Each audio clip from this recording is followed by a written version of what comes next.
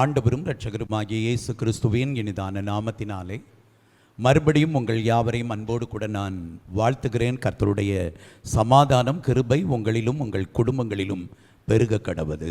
ஹல்லேலூயா. மத்தேயு எழுதின சுவிசேஷ புத்தகம் 7ஆம் அதிகாரம் அதனுடைய 13, 14 ஆகிய இரு வசனங்களை வாசிக்க நாம் கேட்கலாம். மத்தேயு 7ஆம் அதிகாரம் 13, 14 ஆகிய இரு வசனங்களை வாசிக்க கேட்போம். இடுக்கமான வாசல் வழியாய் உட்பிரவேசியுங்கள். இடுக்கமான வாசல் வழியாய் உட்பிரவேசியுங்கள். கேட்டுக்கு போகிற வாசல் விரிவும் வழி விசாலமுமாயிருக்கிறது. கேட்டுக்கு போகிற வாசல் விரிவும் வழி விசாலமுமாயிருக்கிறது. அதின் வழியாய் பிரவேசிக்கிறவர்கள் அநேகர். அதின் வழியாய் பிரவேசிக்கிறவர்கள் அநேகர். ஜீவனுக்கு போகிற வாசல் இடுக்கமும் ஜீவனுக்கு போகிற வாசல் இடுக்கமும் வழி நெருக்கமுமாயிருக்கிறது. வழி நெருக்கமுமாயிருக்கிறது. அதை கண்டுபிடிக்கிறவர்கள் சிலர். அதை கண்டுபிடிக்கிறவர்கள் சிலர். இயேசு தம்மிடத்தில் வந்திருந்த ஜனங்களை பார்த்து அவர் சொல்லுகிற ஒரு காரியம், இடுக்கமான வாசல் வழியாய் உட்பிரவேசியுங்கள். கடினமான பாதையிலே நடந்து தேவனிடத்தில் வந்து சேர்ந்து விடுங்கள். கர்த்தருடைய பிள்ளைகளே, நான் சில நாட்களுக்கு முன்பு வாலிபர் கூடுகையிலே பிள்ளைகளிடத்தில் நான் கேட்டேன், பரிசுத்தமாய் வாழ்வது கடினமா அல்லது எளிதா என்று கேட்டேன். மெஜாரிட்டி எல்லாருமே சொன்னார்கள் கடினம் என்று. ஒரு வகையில் பார்த்தால் கடினம்தான். ஆவியானவருடைய முழு கண்ட்ரோலில் இல்லாத பட்சத்தில் அது கடினமாய் மாறிவிடும். ஆவியானவருடைய 100% நீங்கள் அவருடைய ஆளுகையில் இருப்பீர்கள் என்றால் இடுக்கமான வழியும் கூட உங்களுக்கு சுலபமாய் மாறிவிடும். இயேசு சொல்லுகிறார், இடுக்கமான வாசல் வழியாய் உட்பிரவேசியுங்கள்.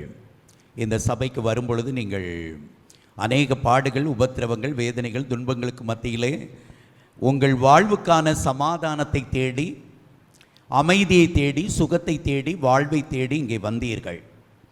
நீங்கள் வேண்டிய அந்த வாழ்வை கர்த்தர் கொடுத்திருக்கிறார். ஹல்லேலூயா. தந்திருக்கிறாரா?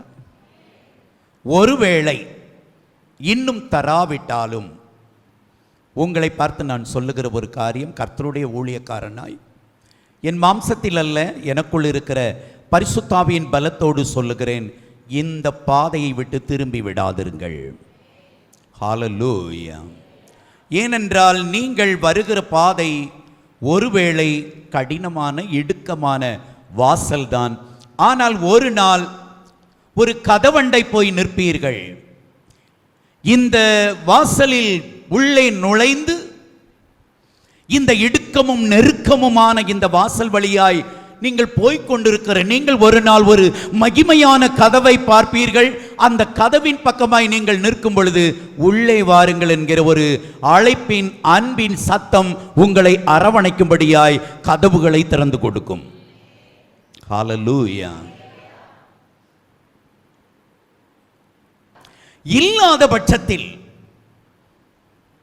இங்கே இருக்கிற இந்த நெருக்கமும் இடுக்கமான பாதை இதெல்லாம் எனக்கு சரிப்பட்டு வராது, எனக்கான பாதையில் தான் செல்வேன், எனக்கென்று நான் வகுத்திருக்கிற ரூட்டை யாருக்காகவும் யார் சொல்லியும் திருத்திக் கொள்ள மாட்டேன் என்று நீங்கள் விசாலமான அல்லது விரிவான வாசல் வழியாய் வழியிலே பாதையிலே நீங்கள் செல்வீர்கள் என்றால் நீங்களும் ஒரு நாள் அந்த மகிமையின் கதவின் பக்கமாய் நிற்பீர்கள்.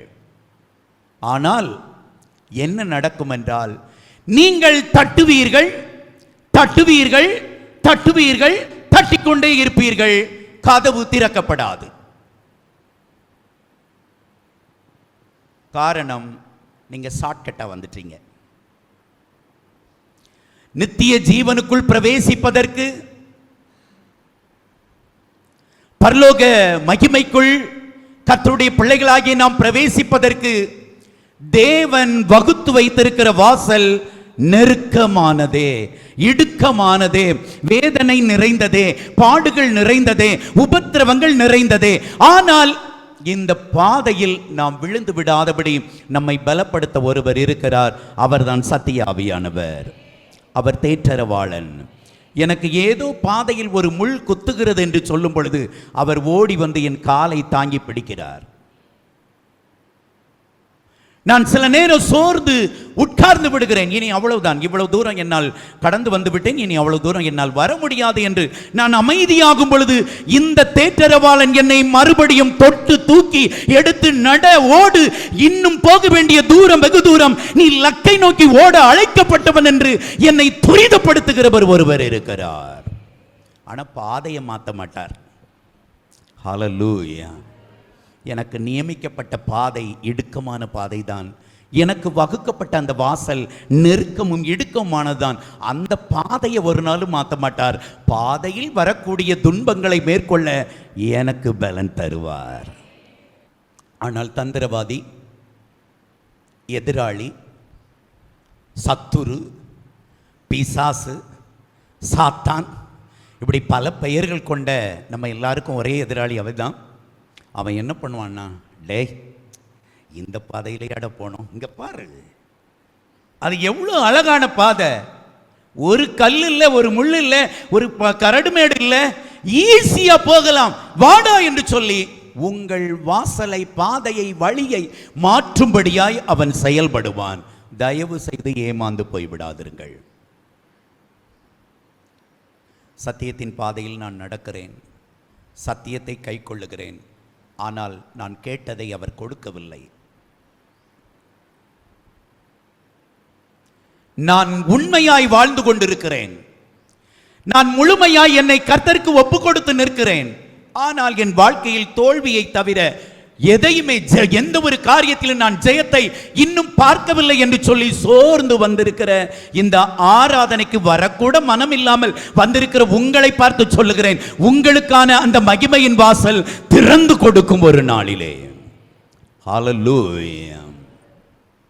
ஒருவேளை நீங்க எதிர்பார்த்தது உங்களுக்கு கிடைக்காம போயிருந்திருக்கலாம், நீங்கள் ஆசைப்பட்டது அது நழுவி போயிருந்திருக்கலாம், ரொம்ப ஜெபம் பண்ணி போராடியும் அது கிடைக்காதனால நீங்கள் டயர்டாகி நொந்து போய் வந்திருக்கலாம். கர்த்தர் சொல்லுகிறார், ஒரு நாள் உனக்காய் அந்த மகிமையின் வாசலை நான் திறந்து தருவேன்.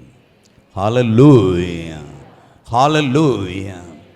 இயேசு சொல்லுகிறார், இடுக்கமான வாசல் வழியாய் உட்பிரவேசியுங்கள், கேட்டுக்கு போகிற வாசல் விரிவும் வழி விசாலமுமாய் இருக்கிறது. அது அகலமான பாதை, அது விசாலமான பாதை, ஈஸியா போகலாம், எந்த நெருக்கமும் இருக்காது. ஆமா, நீங்க சொல்றீங்கல்ல சில நேரம் ஆண்டவரையே தேட மாட்டேங்கிறான், அவனுக்கெல்லாம் ஒரு கேடு வர மாட்டேங்கி, நான் தான் இவ்வளவு பாடுபடுறேன், எனக்கு மட்டும்தான் ஏன் இப்படி நடக்குது? கர்த்தருக்கு பயப்படுகிற பயம் இல்லை, ஆராதனை இல்லை, ஜெபம் இல்லை, துதி இல்லை, துன்மார்க்கமான ஜீவியம். ஆனால் அவன் நன்றாக இருக்கிறான், நான் நெருக்கப்பட்டு கொண்டிருக்கிறேன். நிறைய நேரம் உங்க மைண்ட்ல அந்த கேள்வி வந்துட்டு போகுதில்ல, உங்களை பூஸ்ட் பண்றதுக்காக இல்லைங்க, சத்தியங்க, உங்களை பூஸ்ட் பண்றதுக்காக மட்டும் இல்லை, அதுதான் சத்தியம். உங்களுக்காக ஒரு நாள் மகிமையின் வாசல் திறக்கும். ஹல்லேலூயா. ஒருவேளை இங்கே உங்கள் கதவுகள் எல்லாம் லாக்காய் போய் இருக்கலாம். இந்த உலகத்தில் நீங்கள் எதிர்பார்த்த நன்மைகள் வரவேண்டிய பாதைகள் எல்லாம் பிளாக் ஆகி இருக்கலாம். ஆனால் ஒரு நாள் நித்திய ஜீவனாகிய அந்த பரலோக வாழ்வை நீங்கள் பெற்றுக்கொள்ளும்படியாய் அந்த வாசலுக்கு முன்பாக, அந்த கதவுக்கு முன்பாக போய் நிற்கும் பொழுது அந்த கதவு உங்களுக்கு திறந்து கொடுக்கும். ஹல்லேலூயா, ஹல்லேலூயா. ஆகவே இந்த ஆராதனையில் வந்திருக்கிற நீங்கள் இப்பொழுது கடந்து வருகிற இந்த இடுக்கமான வழியை, இந்த இடுக்கமான வாசலை விட்டுவிட்டு பாதையை தயவு செய்து மாற்றி விடாதிருங்கள். பக்கத்தில் இருக்கிறோம், கையை பிடிச்சு சொல்லுங்க, தயவு செய்து ஒருபோதும் பாதையை மாற்ற வேண்டாம். என்ன சொல்றாங்க? அப்படி திருன்னு முழிக்கிறாங்கன்னா அவங்க எங்கேயோ நிற்கிறாங்கன்னு அர்த்தம். அப்படி ஹாப்பி, அப்படி தெம்ப அவங்கள பார்த்து சொல்கிறாங்கன்னா அவங்க அந்த வாசலில் போய் நுழைஞ்சு அப்படின்னு வாக் பண்ணிட்டு இருக்கிறாங்க, அவங்க ஓடிட்டு இருக்காங்கன்னு அர்த்தம். கர்த்தருடைய பிள்ளைகளே, வழி விசாலமான அகலமான அந்த பாதையில் அநேகர் போவார்கள். ஆனால் இதிலே இயேசு சொல்கிறார், சிலர் விரல் விட்டு எண்ணக்கூடியவர்கள். இங்கே இருக்கிற நீங்களெல்லாம் எந்த வாசலில் நீங்கள் நடந்து கொண்டு இருக்கிறீர்கள்? ஆண்டவர் ஆராதிக்க வந்திருக்கிறீங்கல்ல, கர்த்தரை ஆராதிக்க வந்திருக்கிறீர்களே, நீங்கள் கடந்து வருகிற வழி, வாசல் எப்படிப்பட்ட வாசல்? நல்ல கவனிங்க. இங்கே இருக்கிற நானும் சரி, நீங்களும் சரி, யாராக இருந்தாலும் சரி, ஒரு நாள் அந்த கதவுக்கு முன்னாக நின்று கதவை தட்ட வேண்டியது வரும். சபையே, அந்த மகிமையின் கதவுக்கு முன்பாக நின்று நான் வந்திருக்கிறேன் என்று கதவை தட்ட வேண்டும். நம்முடைய சபையை சார்ந்த பரிபூர்ணம் அம்மா நேற்றைய தினத்தில் தேவராஜ்யத்துக்குள்ள போயிட்டாங்க. அவர்கள் கதவை தட்டும்படியாய் போய்விட்டார்கள். நாம் என்றைக்கு போகிறோமோ தெரியாது.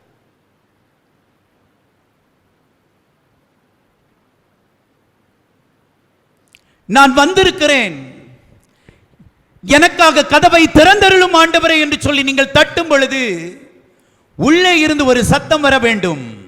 உண்மையும் உத்தமமான ஊழியக்காரனை, என் மகனை, என் மகளே, உள்ளே வா என்கிற சத்தத்திற்கு பங்காளிகளாய் நாம் காணப்பட வேண்டும் என்றால் இடுக்கமும் நெருக்கமான வாசல்ல நாம் ஓட வேண்டும்.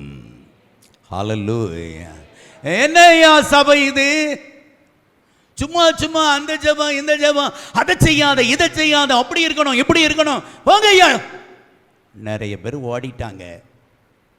நீங்க ஓடிடாதீங்க. மகிமையின் வாசல் உங்களுக்காக காத்திருக்கு. ஹல்லேலூயா. ஆமா, இந்த இடுக்கமான வாசலை தெரிந்து கொண்டு இதிலே நீங்கள் சரியாய் ஓடி வருவீர்கள் என்று சொன்னால் எத்தனை பிரச்சனைகள், எத்தனை போராட்டங்கள், எத்தனை தோல்விகள், எத்தனை நெருக்கம், எவ்வளவு கண்ணீர், எவ்வளோ வேதனை, போராட்டங்கள் வந்தாலும் கர்த்தருக்கு ஸ்தோத்திரம் என்று சொல்லி அவருடைய முகத்தை பார்த்து கொண்டே நீங்கள் ஓடிக்கொண்டிருப்பீர்கள் என்று சொன்னால் உள்ளே வாருங்கள் என்கிற சத்தம் உங்களை வரவழைக்கும். ஹல்லேலூயா. இல்லாத பட்சத்தில் இல்லைங்க, அவங்களெல்லாம் சும்மா அழகாக ஓடுறாங்க, அவங்கெல்லாம் என்ன முடிஞ்சா போனாங்க.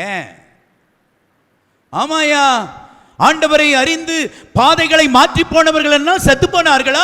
எல்லாரும் அழிந்து விட்டார்களா? நன்றாகத்தானே இருக்கிறார்கள். விலகி போனவர்கள், விழுந்து போனவர்கள், பின்வாங்கினவர்கள், இவர்களை பார்த்து நீங்கள் ஒரு நாள் விலகுவீர்கள் என்றால், ஒருவேளை இன்னைக்கு உங்கள் ட்ராக் விசாலமான அந்த வழி நீங்கள் நடப்பதற்கும் ஓடுவதற்கும் சுலபமாக இருக்கலாம். ஒரு நாள் அந்த கதவு பக்கத்தில் போய் தட்டுவீர்கள். எங்களுக்கு திறந்தருளும், நாங்கள் வந்துவிட்டோம், இந்த கதவை யார் திறப்பது? எங்களுக்காக இந்த கதவை திறக்க வேண்டும் என்று சொல்லி நீங்கள் தட்டும் பொழுது உள்ளே இருந்து ஒரு சத்தம் வரும், உங்களை அறியேன். பைபிள் அப்படித்தான் சொல்லுது. அந்த கதவை நான் தட்டும் பொழுது உள்ளே இருந்து என்னை அறிந்தவர் ஒருவர் கதவை திறக்க வேண்டும். ஹல்லேலூயா. உங்களுக்கு ஒன்று சொல்லட்டா? என் பிரசங்கத்தை கேட்டு, என் வார்த்தைகளை கேட்டு இப்பொழுது உங்கள் உள்ளத்தில் ஒரு உணர்வு தோன்றிக் கொண்டிருக்கும் என்று நான் நினைக்கிறேன். தோன்றுகிறவர்களுக்கு சொல்லுகிறேன், இந்த நெருக்கமான இந்த இடுக்கமான வாசலில் கடைசி வரைக்கும் ஓடி அந்த வாசலின் பக்கத்தில் போய் தட்டும் பொழுது எனக்காய் அந்த கதவு திறக்கப்பட வேண்டும் என்று சொல்லி நீங்கள் உங்கள் இருதயத்தில் விசுவாசத்தோடு இந்த பாதையில் நான் ஓடுவேன் என்கிற ஒரு அர்ப்பணிப்பு, ஒரு தியாகம் உங்கள் உள்ளத்துக்குள்ள ஒரு எண்ணம் தோன்றுகிறதல்லவா, உங்களுக்காக கண்டிப்பாக வாசல் திறக்கும். கண்டிப்பாக வாசல் திறக்கும். இந்த வழியை விட்டு எந்த பிரச்சனை வந்தாலும், எந்த காரியம் என் வாழ்க்கையில் நடந்தாலும் ஒருபோதும் வழி விலக மாட்டேன். இந்த பாதையில் நான் சரியாய் ஓடுவேன். எந்த சூழ்நிலையிலும் இந்த பாதையை நான் மாற்றிக்கொள்வதில்லை என்கிற வைராக்கியம் இப்பொழுது உங்கள் இருதயத்தில் தோன்றுதில்லை. இதே வைராக்கியத்தில் முடிவு பரியந்தம் நீங்கள் நிலைத்திருப்பீர்கள் என்றால் உங்களுக்காக அந்த கதவு நிச்சயம் திறக்கும். ஹalleluya. இல்லாத பட்சத்தில் இவ்வளவு பிரசங்கங்கள், இவ்வளவு உபதேசங்கள், இவ்வளவு காரியங்களை அறிந்தும் இதெல்லாம் எனக்கு ஒண்ணும் முடியாதியா, அல்லது இவையெல்லாம் எனக்கு வேண்டாம், நான் போகிற பாதையில் தான் நான் போவேன் என்று சொல்லி விசாலமான பாதையில் ஓடுவீர்கள் என்றால், நீங்கள் ஒரு நாள் போய் வந்துவிட்டேன் என்று சொல்லி கதவை தட்டும் பொழுது உள்ளே இருந்து ஒரு சத்தம் கேட்கும், உங்களை அறியேன். நீங்க சொல்லலாம், பாஸ்டர் இன்பகுமார் நடத்துகிற சர்ச்சுக்கு நான் வாரம் போனேன்,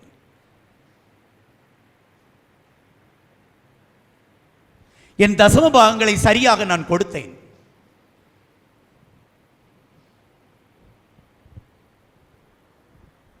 உமக்காக என்னெல்லாம் செய்யணுமோ அதெல்லாம் செஞ்சேனே.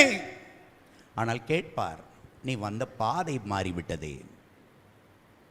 பாதை இடுக்கமும் நெருக்கமுமான அந்த சத்திய பாதை. சத்திய பாதை கொஞ்சம் கஷ்டமாக தான் இருக்கும், அதில் அநேக கண்ட்ரோல் இருக்கும், கண்டிஷன் இருக்கும்,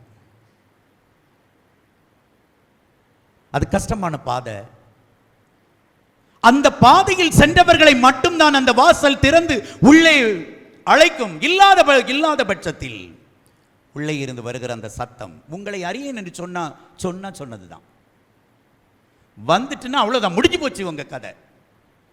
அதுக்கு பிறகு நீங்க என்ன விளக்குனாலும் திறக்காது. இயேசு அதை தெளிவாய் வெளிக்காட்டி நமக்கு போதித்திருக்கிறார்.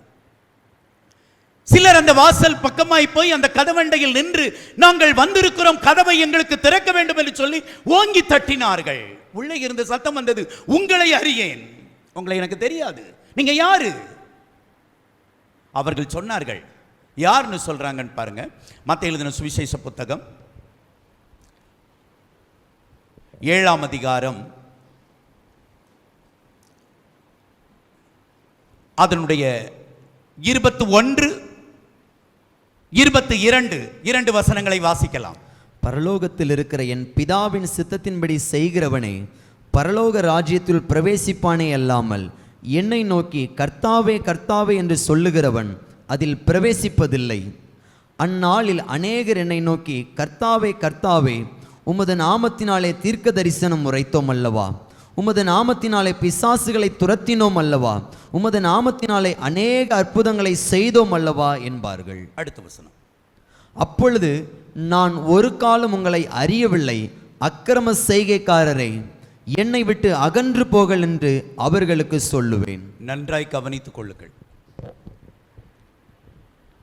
இடுக்கமான வாசல் வழியாய் பிரவேசிக்கிறவர்களை தவிர வேறு எவரும் உள்ளே நுழைய முடியாது.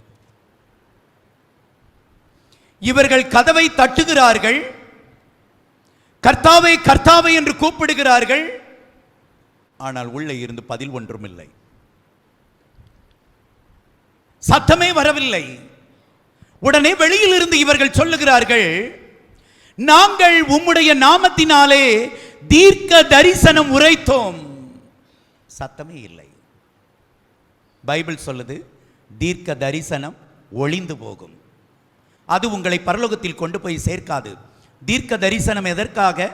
நீங்கள் ஒரு தீர்க்க தரிசனம் உரைக்கிறீர்கள் என்றால் உங்கள் மூலமாய் ஒரு நபரை கிறிஸ்துவுக்குள் சேர்ப்பதற்காக, அவ்வளவுதான்.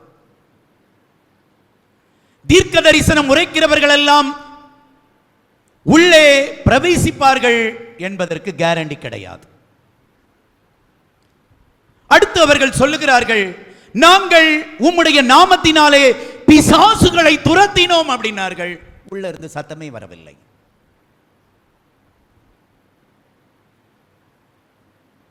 இன்னும் கதவு திறக்கப்படவில்லையே என்று சொல்லி மறுபடியும் அவங்க சொல்றாங்க வெளியில் நின்று, நாங்கள் உம்முடைய நாமத்தினாலே குருடர்களை நாங்கள் பார்வையடைய செய்தோம், செவிடர்களை கேட்க செய்தோம், முடவர்களை நடக்க செய்தோம், குஷ்டரோகிகளை சொஸ்தமாக்கினோம், மரித்தவர்களை உயிரோடு எழுப்பினோம். சத்தமே இல்லை.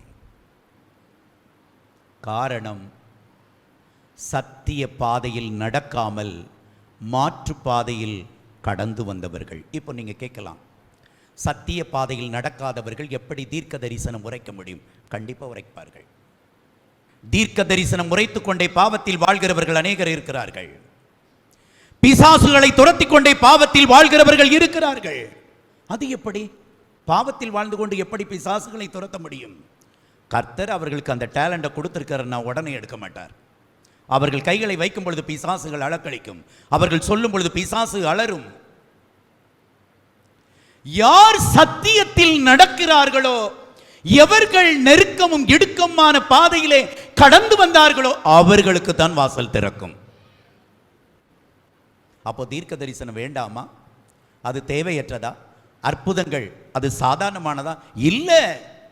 தீர்க்க தரிசனம் உயர்வானது, அற்புத அடையாளங்கள் அது விலையேறப்பட்டது, அது மகிமையானது. ஆனால் அதை கொண்டு பரலோகத்திற்குள் ஒருவரும் பிரவேசிக்க முடியாது. கர்த்தருடைய சித்தத்தின்படி செய்கிறவர்கள் தேவனுடைய ராஜ்யத்திற்குள் பிரவேசிப்பார்கள். ஹல்லேலூயா. இன்னும் கொஞ்சம் பேர் தட்டினார்கள். இவர்கள் வாசல் திறக்கப்படாததினால் இவர்கள் என்ன சொன்னார்கள் தெரியுமா? லூக்கா எழுதின சுவிசேஷ புத்தகம் 13ஆம் அதிகாரம் அதனுடைய 25, 26, 27 3 வசனங்களை கேட்போம். வீட்டெஜமான் எழுந்து கதவை பூட்டின பின்பு நீங்கள் வெளியே நின்று கதவை பூட்டின பின்பு நீங்கள் வெளியே நின்று ஆண்டவரே ஆண்டவரே ஆண்டவரே ஆண்டவரே எங்களுக்கு திறக்க வேண்டும் என்று சொல்லி கதவை தட்டும்போது எங்களுக்கு திறக்க வேண்டும் என்று சொல்லி கதவை தட்டும்போது அவர் பிரதியுத்தரமாக நீங்கள் எவ்விடத்தாரோ உங்களை அறியேன் என்று உங்களுக்கு சொல்லுவார். அடுத்த வசனம் வாசிடா. அப்பொழுது நீங்கள் உம்முடைய சமூகத்தில் போஜன பானம் பண்ணினோமே. இவங்க என்ன சொல்றாங்க? நாமெல்லாம் ஒன்னா உட்கார்ந்து சாப்பிட்டோமே. நீர் எங்கள் வீதிகளில் போதகம் பண்ணினீரே என்று சொல்வீர்கள். எங்க வீட்டு பக்கத்துல, எங்க தெருவுல, எங்க ஊர்ல நீர் வந்து போதகம் பண்ணினீரே. ஆனாலும் அவர் நீங்கள் எவ்விடத்தாரோ உங்களை அறியேன்,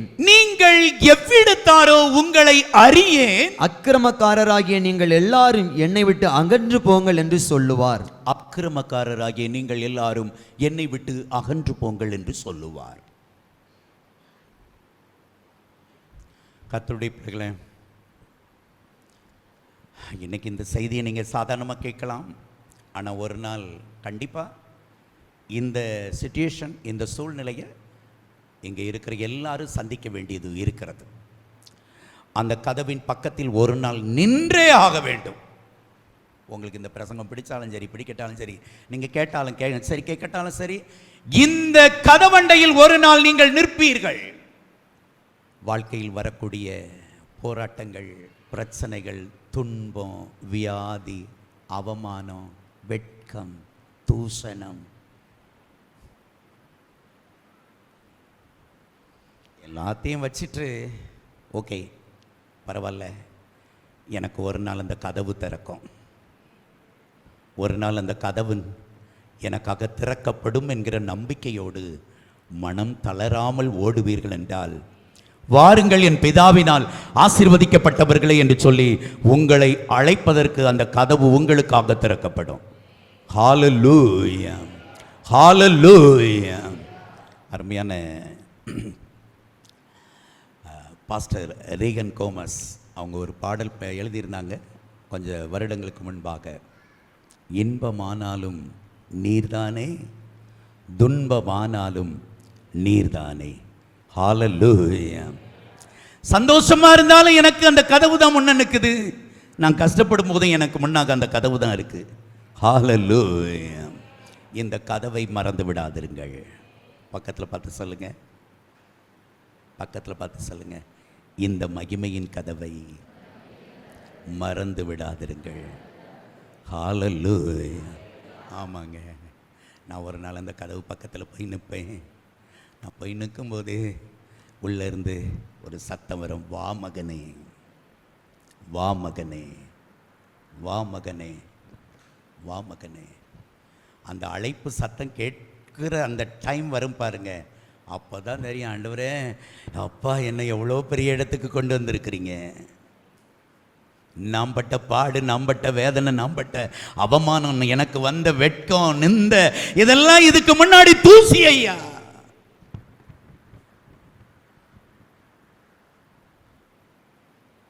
உங்கள் வீட்டுக்குள்ளே இருக்கிற தரித்திரம் கஷ்டம்தான், தாங்க முடியாது தான். ஆனால் உங்களுக்கு சொல்கிறேன், உங்களுக்காக ஒரு நாள் அந்த வாசல் திறக்கும். உங்கள் உடலில் இருக்கிற அந்த வியாதி தீர மாட்டேக்கி, அந்த பிசாசு இன்னும் போக மாட்டேக்கி, அது போராடுது. ஆனால் உங்களுக்கு ஒன்று சொல்கிறேன், ஒரு நாள் அந்த கதவு உங்களுக்காக திறக்கும். நீங்கள் சத்திய பாதையில் நடந்து, இடுக்கமான நெருக்கமான பாதையில் கடந்து,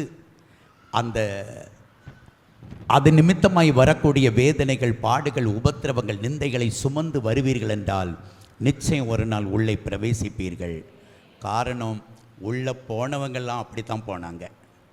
யாரும் சொகுசாக வாழ்ந்து போகலை, யாருக்கும் பைபாஸ் ரோடு போட்டு கொடுக்கல. ஆமாம், எல்லாரும் கரடு முரடு வழியாகத்தான் கடந்து போனாங்க. ஹல்லேலூயா, ஆமென். போலாமா? என்னத்த போகிறது அப்படிங்கிறீங்களா?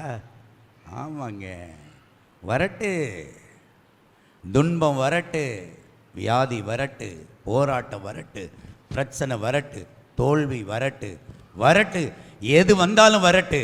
ஆனால் நான் அது பக்கமாக போக மாட்டேன். நான் கதவின் பக்கமாய் நெருங்கி ஓடிக்கொண்டே இருப்பேன். ஹல்லேலூயா. இன்பமானாலும் நீர்தானே, துன்பமானாலும் நீர்தானே, என் எல்லாவற்றிலும் நீர்தானே. பாடலாமா எல்லாரும் இணைஞ்சி? நீங்க அனுபவிக்கிற பாடுகள் எல்லாம் அந்த மகிமைக்கு ஈடாகாது. நீங்க அழுறீங்கல்ல, அழுதுட்டு தானே வந்தீங்க இந்த ஆராதனைக்கு.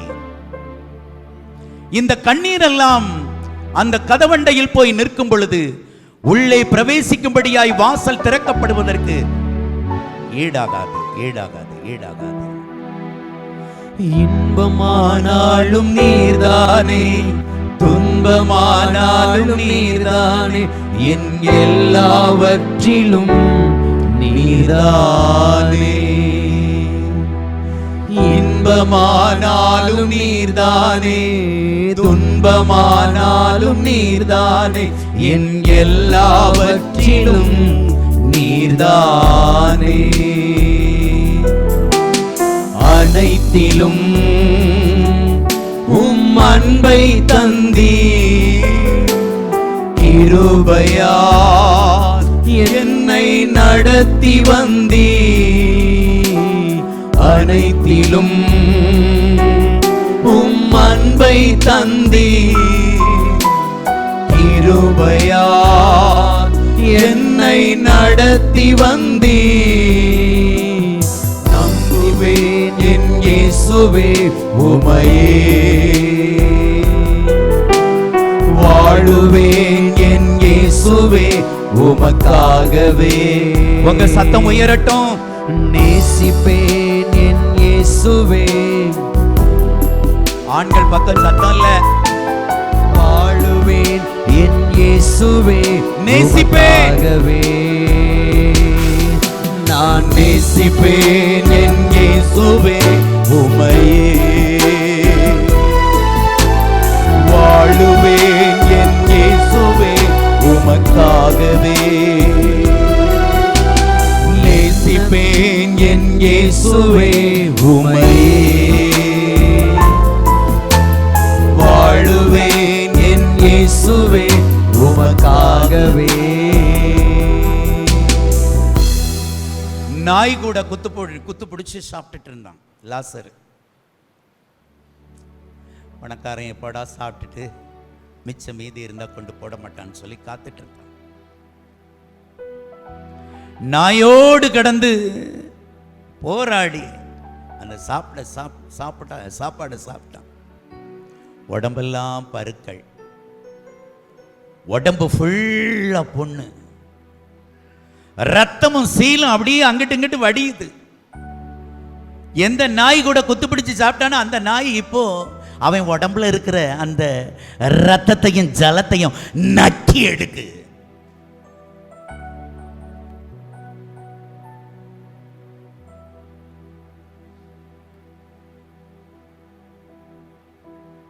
ஆனா அந்த இடுக்கமான வாசலை விட்டு அவன் விலகலை. அந்த நெருக்கமான வாசலை விட்டு அவன் விலகவே இல்லை. அவன் கண்ணு முன்னால் அந்த மகிமையின் கதவு தெரிந்து கொண்டே இருந்தது. ஒருவேளை அவன் மாம்சம் அழுகி போய் இருந்துச்சு. அவன் வாழ்க்கையில அவனுக்கு சந்தோஷம் கொடுக்கறதுக்குன்னு ஒரு நபர் இல்லைங்க.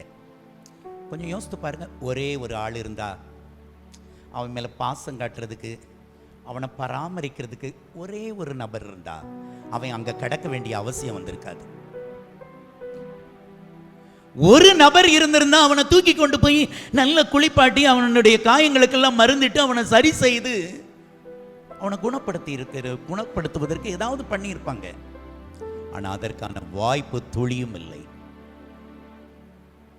அந்த புண்ணிலிருந்து வரக்கூடிய வலி, வேதனை, அவனை பார்க்கிற எத்தனை பேர் அவமானமா பார்த்திருப்பாங்க. சீ, இவெல்லாம் இருக்கிறத விட செத்து தொலையலாம், இப்படி கூட கேட்டிருந்திருக்கலாம். ஆனாலும் அவன் கண்ணு முன்னால அந்த மகிமையின் கதவு தெரிந்தது. நேசிப்பேன் என் இயேசுவே உமையே, வாழுவேன் என் இயேசுவே உமக்காகவே.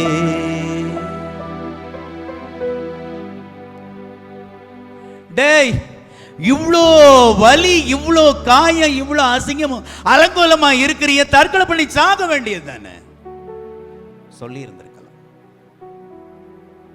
ஆனாலும் அவன் கண்ணு முன்னால் அந்த கதவு தெரிஞ்சதுனால தற்கொலை செய்து மரித்தால் அந்த கதவுக்குள்ள நாம் போக முடியாது. சபையே, தற்கொலை செய்து மரிக்கிறவர்கள்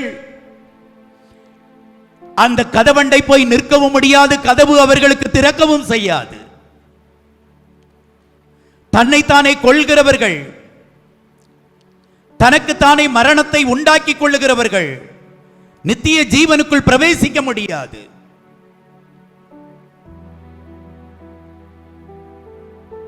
சொல்லி இருந்திருக்கலாம், ஏன்டா இவ்வளவு கஷ்டப்படுறேன். எனக்கு தெரிஞ்ச ஒரு பாட்டி ரொம்ப சிக்காயிட்டாங்க, ரொம்ப முதுமை, ரொம்ப சாகக்கூடிய கண்டிஷன், உடம்பெல்லாம் பொண்ணா போச்சு,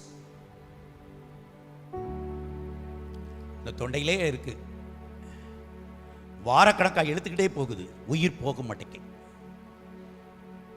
என்ன பண்ணாங்க தெரியுமா? சொந்தக்காரங்க எல்லாரும் ஒன்று சேர்ந்தாங்க, ஒரு இளநியை வெட்டினாங்க, கொஞ்சம் நல்லெண்ணெய் உள்ள ஊற்றுனாங்க, ரெண்டையும் கலக்குனாங்க, பாட்டிக்கு ஊற்றிட்டாங்க. பாட்டி கொஞ்ச நேரத்தில் மண்டையை போட்டாங்க. இந்த உலகம் கஷ்டப்பட்டு அல்லது ரொம்ப நெருக்கப்பட்டுனா இருக்கிறத விட செத்து போகிறது நல்லது, இப்படித்தான் யோசிக்கும், இப்படித்தான் சொல்லும். ஆனால் உங்களை அழைத்தவர் ஒருவர் இருக்கிறார் அல்லவா? உங்கள் முன்னாடி ஒரு மகிமையின் கதவு இருக்குல்ல, அந்த கதவை நோக்கி அவர் உங்கள் ஜீவனை எடுக்கும் வரைக்கும் என்ன ஆனாலும் அந்த கதவை முன்வைத்தே ஓடுங்கள். ஒரு நாள் அந்த கதவு உங்களுக்காக திறக்கும். ஐஸ்வர்யவான் அப்படி நீட்டா ட்ரெஸ் பண்ணியிருந்தான், ஒரு சின்ன பொண்ணு கிடையாது, அவ்வளோ நல்ல ஹெல்த்தியாக இருந்தான். அவன் எப்பெல்லாம் வெளியே போறானோ அப்பெல்லாம் இவனை பார்த்துருவான், இடமே இல்லைன்னு இங்கே வந்தா கிடக்கிற அப்படின்னு சொல்லி கூட அவனை அற்பமா எண்ணி இருந்திருக்கலாம். பைபிள் சொல்லுது, லாசரு மரித்தான். ஃபர்ஸ்ட் மரித்தது லாசரு, வியாதிப்பட்டவன் மரித்தான். லாசரு மரித்து லூக்கா 15ஆம் அதிகாரம், தேங்க்யூ லார்ட், நன்றி ஆண்டவரே, சரி 16ஆம் அதிகாரம் 22வது வசனத்தை பாருங்க.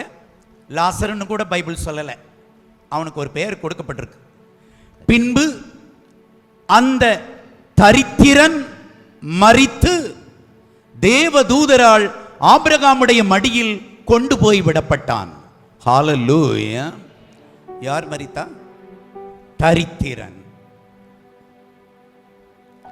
இந்த வியாதிப்பட்டு கிடந்த, சாப்பிடுறதுக்கு வழி இல்லாம இருந்த இந்த தரித்திரன் மரித்தான்.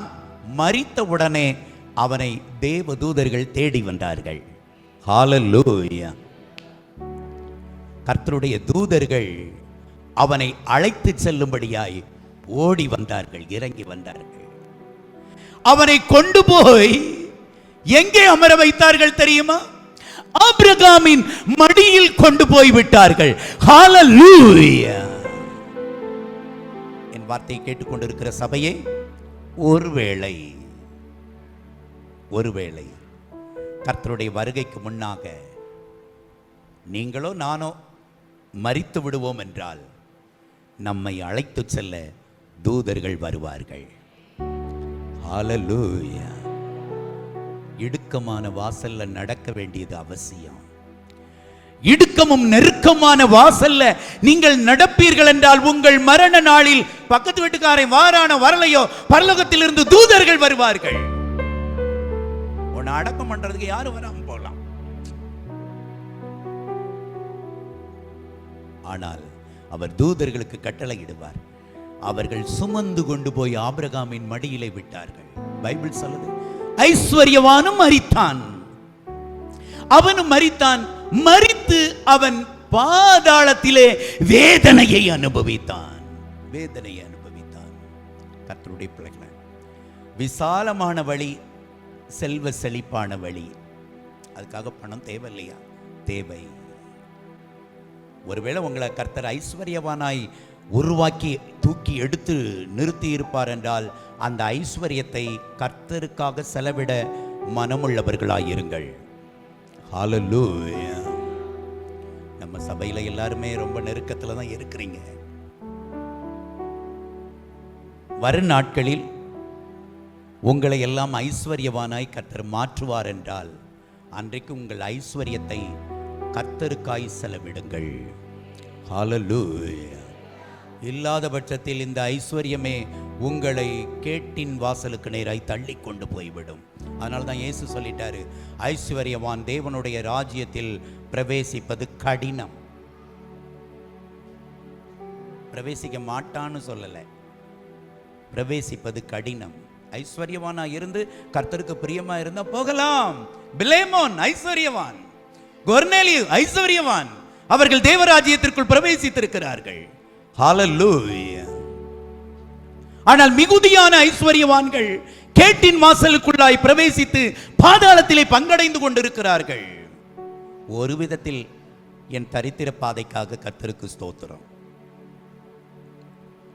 ஆமைன்னு யாரோ ஒரு ஆளு ஆழத்துல இருந்து சொல்றது மட்டும் வருது. என்னடா தரித்திரமா? தரித்திரத்துக்கெல்லாம் ஸ்தோத்திரம் சொல்ல முடியுமா? ஆமா, தரித்திரத்துக்கு தோத்திரம் சொல்லி வாழ்ந்த லாசரு ஆபிரகாம் மடிக்கு போயிட்டாரு. ஐஸ்வர்யவானாய் வாழ்ந்த மனிதன் பாதாளம் போயிட்டாரு. இந்த நெருக்கம், இப்போ இருக்கிற இந்த கடினமான சூழ்நிலை என்னை மகிமையின் வாசலுக்கு நேராய் என்னை அழைத்து செல்லும். ஹalleluya. சில எதிர்ப்புகள், போராட்டங்களை பொல்லாத சத்ருவானவன் கொண்டு வரலாம். 1 ராஜாக்களின் புத்தகம் 17ஆம் அதிகாரத்தில் பார்த்தீங்கன்னா, எலியா அன்றைக்கு கர்மேல் பர்வதத்தில் 850 பாகாலின் தீர்க்கதரிசிகள், விக்கிரதோப்பு தீர்க்கதரிசிகள், டோட்டலாக 850 பேர். அவங்களுக்கு நடுவில் நின்று சிங்கம் மாதிரி கர்ச்சிக்கிறார். கர்த்தருக்கு முன்பாக நிற்கிற மனிதனாகிய நான் சொல்லுகிறேன். எலியா அவ்வளோ கர்ச்சித்தார். 850 பேரும் ஒரே போடா போட்டு கர்த்தர் தான் தெய்வம்னு சொல்லி முழு இஸ்ரவேலையும் ஒரே நாளில் கர்த்தர் பக்கமாய் திருப்பினார். ஹalleluya. ஆனால் 19ஆம் அதிகாரத்துக்கு வந்தீங்கன்னா, ஏசபேலுக்கு பயந்து போதும் கர்த்தாவே என் ஜீவனை எடுத்துக்கொள்ளும் என்று சொன்னார்.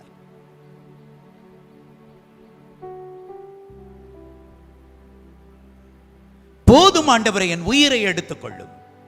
இடுக்கமான பாதையில் இப்படி கூட பிரச்சனைகள் வரும். ஹalleluya. எந்த எதிரியுமே இல்லை அப்படிங்கிற ஆட்கள் யாராவது இருக்கிறீங்களா? தாவீது சொல்றாரு, என் தலைமயிரின் எண்ணிக்கையை காட்டிலும் அதிகமான எதிரிகள் எனக்கு இருக்கிறார்கள். ஆமா, சில நேரம் கண்டுபிடிக்க முடிய மாட்டேங்கி இந்த ஆளு நமக்கு எதிரியா நண்பனாங்கிறது டவுட்டாவே இருக்கு. ஆமா, இவர் நம்மளை நேசிக்கிறாரா இல்ல இவர் நம்மளை எதிர்க்கிறாராங்கிறதை கண்டுபிடிக்க முடியல. அவ்வளோ மறைவான எதிரிகள், மறைமுகமான எதிரிகள். இந்த எதிரிகளின் நெருக்கங்கள், இந்த எதிரிகளின் தாக்கங்கள் உங்களை மகிமையின் கதவுக்கு முன்னாக கொண்டு போய் நிறுத்தும். ஹல்லேலூயா. அந்த வாசல் உங்களுக்காக திறக்கும். ஹல்லேலூயா. ஆகவே என்ன பழித்துக் கொண்டிருக்கிற பக்கத்து வீட்டுக்காரனுக்காக ஸ்தோத்திரம்.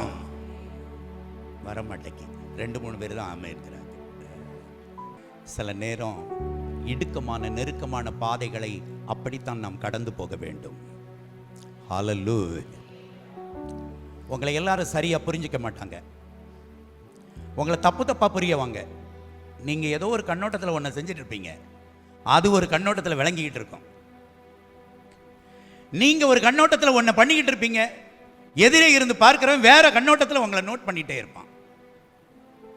இந்த தவறான புரிந்து கொள்ளுதல் நிமித்தமாய் வரக்கூடிய வேதனைகள், நெருக்கங்களும் கூட ஒரு நாள் கதவை உங்களுக்காக திறக்க வைக்கும்.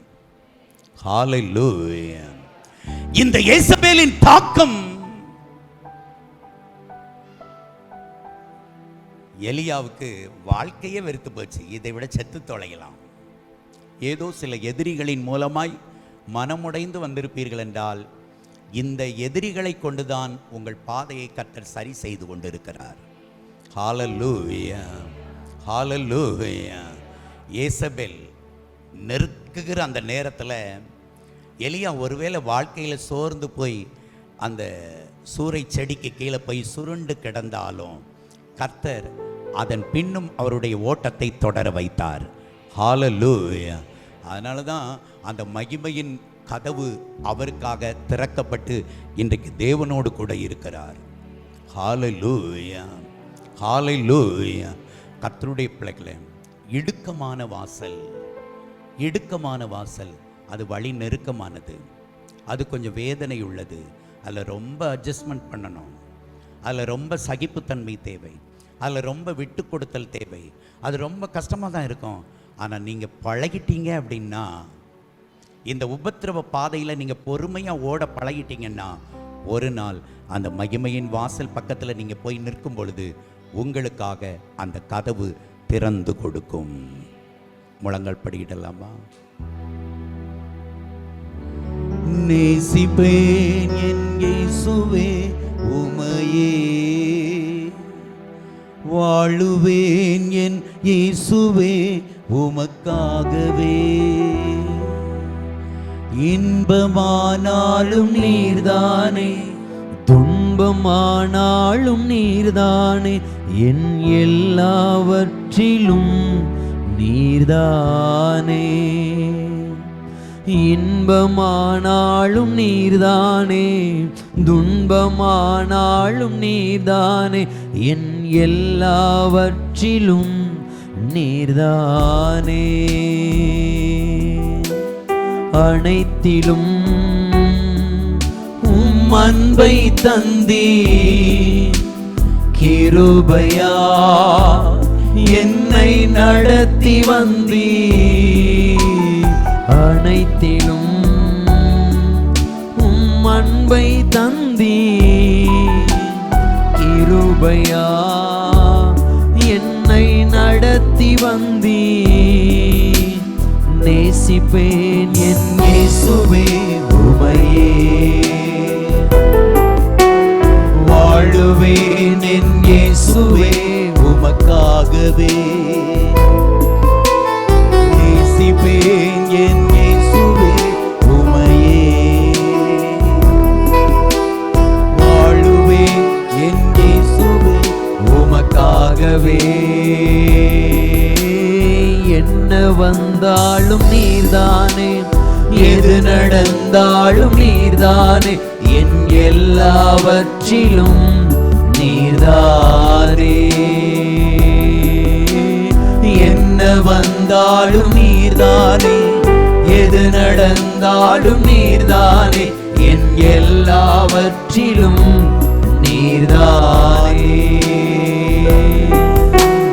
இம்மட்டும் என்னை கைவிடவில்லை,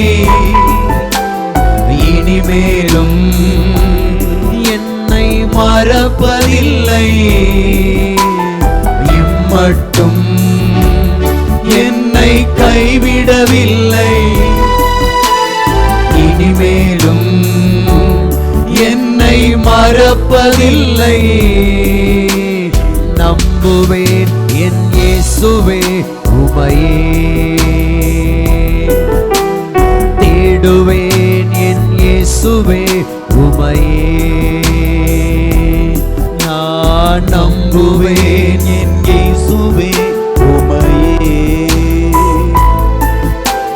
தேடுவேன் என் இயேசுவே உமையே.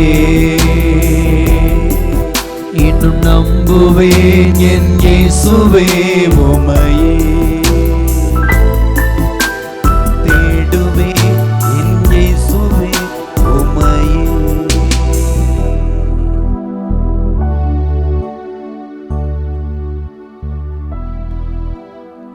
அப்போஸ்தலர் 14:22 அப்போஸ்தலனாகிய பவுல்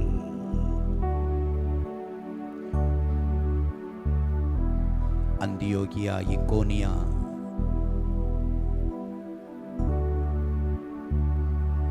அந்த பகுதியில் உள்ள சீஷர்களை பார்த்து அவங்களுக்கு ஒண்ணு சொல்றாரு. நாம் அநேக உபத்திரவங்களின் வழியாய் தேவனுடைய ராஜ்யத்தில் பிரவேசிக்க வேண்டும்.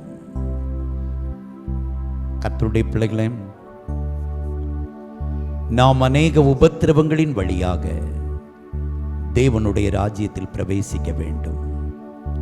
இடுக்கமான வாசல், உபத்திரவங்கள் நிறைந்தது, பாடுகள் நிறைந்தது. கர்த்தருடைய பிள்ளைகளே, அதன் நடுவில் கர்த்தர் உங்களை பலப்படுத்துவார்.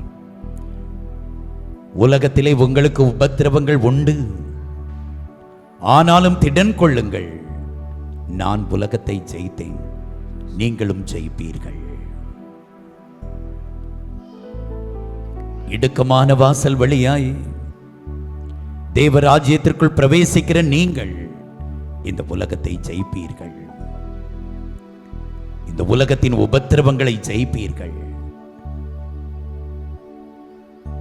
இப்போ நீங்க படுகிற வேதனை, வடிக்கிற கண்ணீர், அவமானம், வெட்கம், நிந்தை, பரியாசம், மற்ற மனிதர்களால் அற்பமாய் எண்ணப்படுகிற இந்த சூழ்நிலை, இவையெல்லாம் ஒரு நாள் அந்த மகிமையின் கதவை உங்களுக்காக திறக்க வைக்கும். நாம் அநேக உபத்திரவங்களின் வழியாக தேவனுடைய ராஜ்யத்தில் பிரவேசிக்க வேண்டும். நீங்க தேவராஜ்யத்துக்குள்ள பிரவேசிப்பீங்க. கர்த்தருடைய ராஜ்யத்திற்குள் பிரவேசிக்கும் பாக்கியத்தை கர்த்தர் உங்களுக்கு தருவார். இடுக்கமான வாசல் வழியாய் பிரவேசிக்கிற நீங்கள் ஒருபோதும் வெட்கப்பட்டு போவது இல்லை. நன்றி ஆண்டவரே, நன்றி அப்பா. கர்த்தாவே, எங்களை பலப்படுத்தும் ஆண்டவரே. இந்த ஆராதனையில் பங்கு பெற்றிருக்கிற ஒவ்வொரு சகோதர சகோதரிகளையும், தாய்மார் தகப்பன்மாரை, பிள்ளைகளையும், வாலிபர்களையும் பலப்படுத்தும் ஆண்டவரே. இடுக்கமான வாசல்ல, இந்த நெருக்கமான வழியில தளராம ஓடணும் ஆண்டவரே. முன்னோக்கி ஓடி வரட்டும் ஆண்டவரே, உம்மை நோக்கி ஓடி வரட்டும் ஆண்டவரே. இந்த உபத்திரவத்தின் பாதையை சகித்துக் கொள்ள, இதை தாண்டி செல்ல கர்த்தர் உம்முடைய பிள்ளைகளுக்கு பலன் கொடும். ஒரு நாள் உமக்கு முன்பாக வந்து நிற்கும் பொழுது இவர்களை வரவேற்பீராக. அந்த மகிமையின் வாசல் கதவு இவர்களுக்காக திறக்கப்படட்டும் ஆண்டவர். ஒருவேளை உடைய வருகைக்கு முன்பாக எங்கள் மரணம் இருக்கும் என்றால் தூதர்கள் எங்களுக்காக அனுப்பப்பட வேண்டும் ஆண்டவரே. ஆபிரகாமின் மடியில் இளைப்பாறும் அனுபவம் எங்களுக்கு வேண்டும் ஆண்டவரே. தேவரீர், எங்கள் ஓட்டம் விருதாவாய் போய்விடக்கூடாது. எங்கள் பிரயாசம், நாங்கள் படுகிற பாடு, உபத்திரவங்கள் அது வீண் போய்விடக்கூடாது ஆண்டவரே. மகிமையிலே எங்களை கொண்டு போய் சேர்க்கட்டும் ஆண்டவரே. மகிமையிலே கொண்டு போய் சேர்க்கட்டும் தகப்பனே.